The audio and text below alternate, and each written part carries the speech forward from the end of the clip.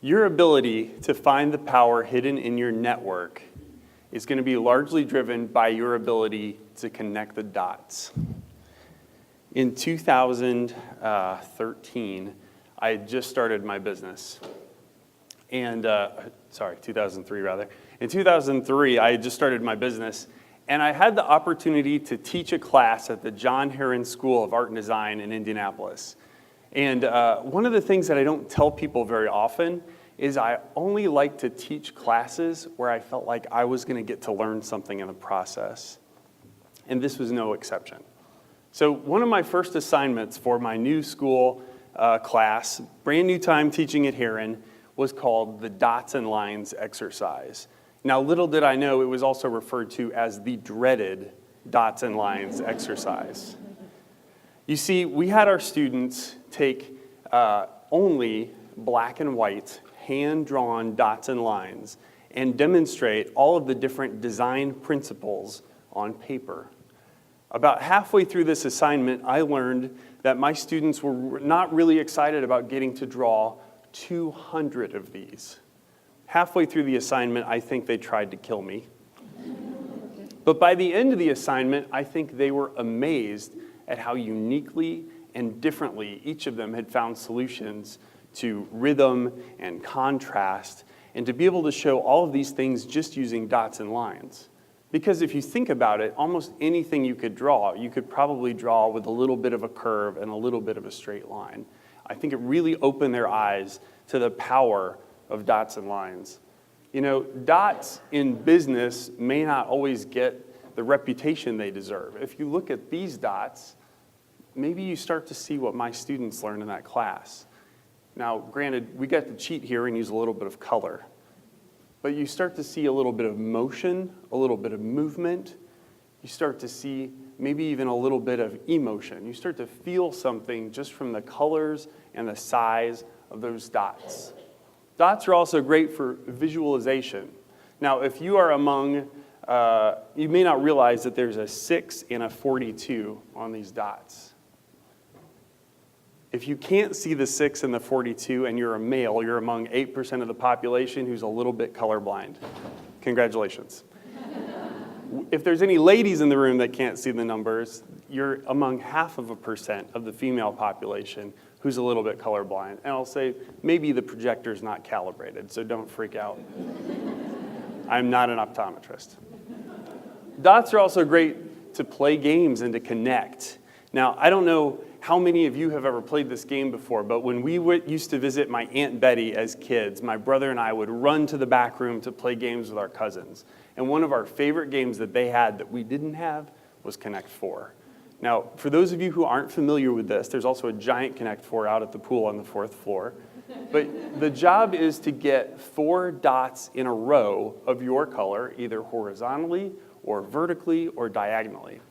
Now, after you've played a few times, you realize pretty early into it, you're about to lose. Now, my little brother had a habit of when he thought he was about to lose, he would accidentally flip the switch, releasing all the dots onto the table. Now, the second time he did that was kind of a coincidence, and I think the third time I grabbed a handful of dots and threw them at his face. Dots are also great for pattern recognition. In the 2001 film, A Beautiful Mind, starring Russell Crowe and Jennifer Connelly, it catalogs the story of John H. Nash, Jr., who was a brilliant mathematician and pattern breaker. Now, at the time, Nash was working for MIT, and they chronicled the story of Nash working out in his back garage with the windows papered, working on a secret mission for the CIA. Now, Nash has the entire room papered with news clippings and photographs and stories. And he starts to use push pins to detail where the connections are from one point to the next. And then he strings lines using yarn across the room. And at the end, it looks like a crazy spider web. We learn later in the film that Nash was suffering from paranoid schizophrenia, and he was not working for the CIA. It was all in his mind. Now, that's not the point of this story. The point of this story is dots and lines can be used to demonstrate these really rich patterns and understand things that you can't see just by looking at black and white paper.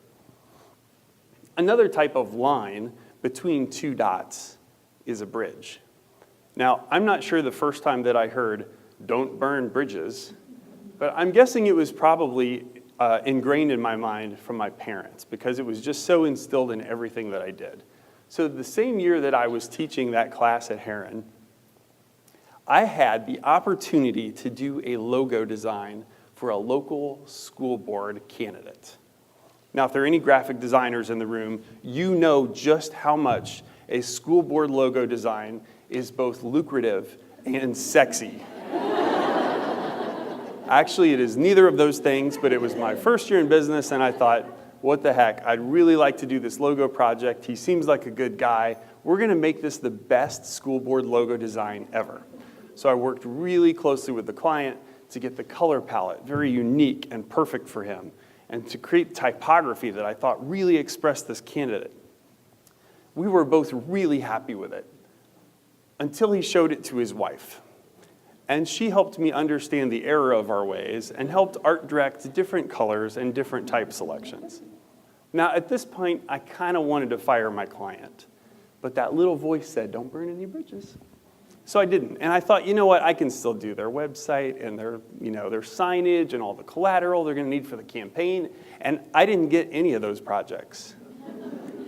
And then I really wanted to burn that bridge, but I didn't. And I'm glad I didn't, because 1 year later, I got a phone call while I was on vacation in Arizona. And I picked up the phone, and it was my school board client. And it turns out this guy not only had won the election for the school board, but the school board thing was not his full-time gig.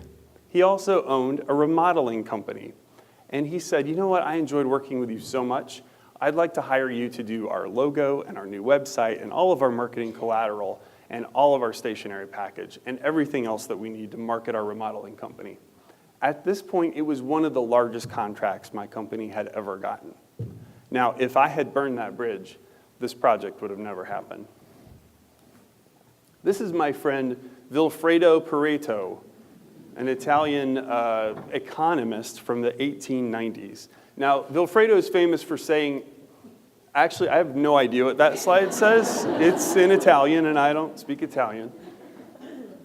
But Pareto is known for what's known as the Pareto Principle, or the Pareto's Law, otherwise known as the 80-20 rule. Now, the 80-20 rule says that 80% of your results will come from 20% of your efforts.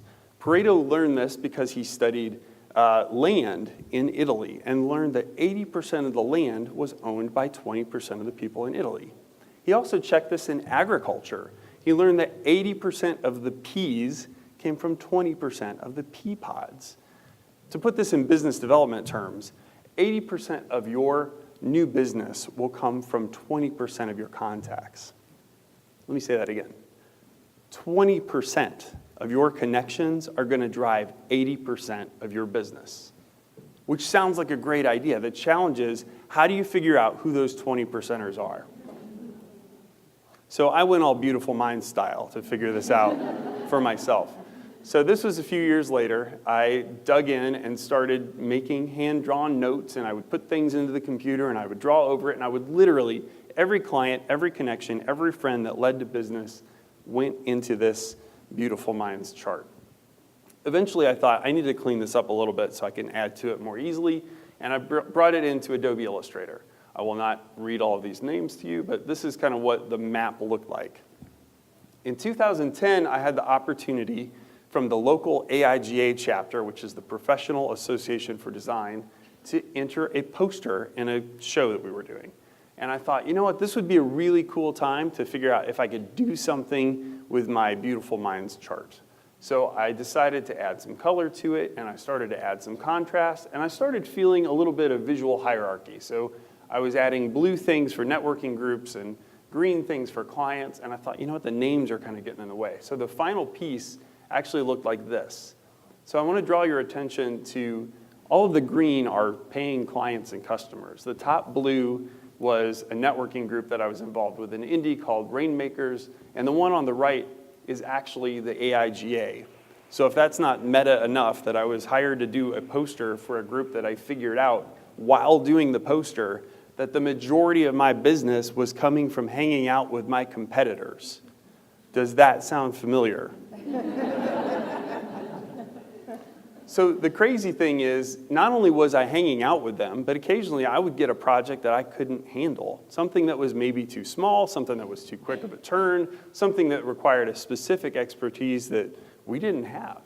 And I would refer that work to my friends. And I don't mean I would add 20% to it and give it to my friends. I mean, I would just say, hey, meet the client and see if it works. If it works, great, and if it doesn't, it doesn't.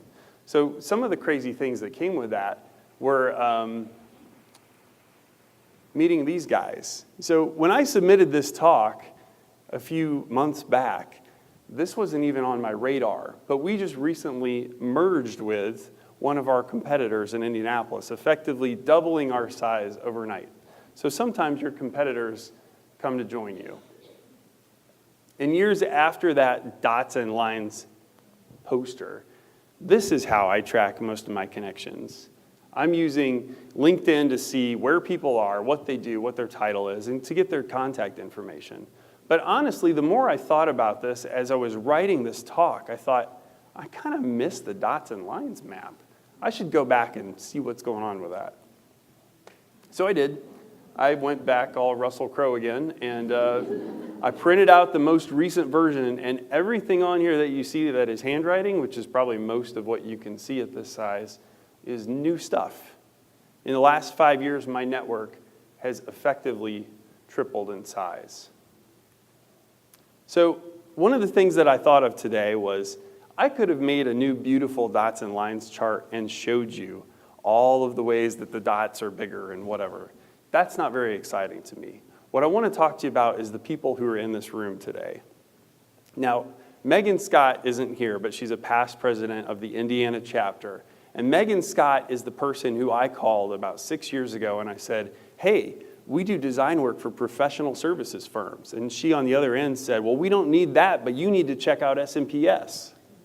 She was my connection to this room today. She's the reason that I've been to these last 5 SMPS national conferences, and I owe her a debt of gratitude for introducing me to such a powerful network. Where is that dot? Is she here? She's not here this week. So I know that each of you have that person in this room too. Maybe they're not here this week, but I would love to know who that is. This room is full of 20%ers. This room is full of people who are willing to reference work back and forth, to help each other, to lift each other up, and ultimately, really to help grow our businesses. So I would like for you to help me with a little project I want to do after this talk. So tweet to me at Josh Miles, hashtag SMPS dots, with the name of the person who introduced you to SMPS. And we'll make a new map showing what that looks like. So I hope you'll join me and help connect the dots. Thank you. Josh, check out the wallpaper and the rug. Look at the wallpaper and the rug. It's all dots.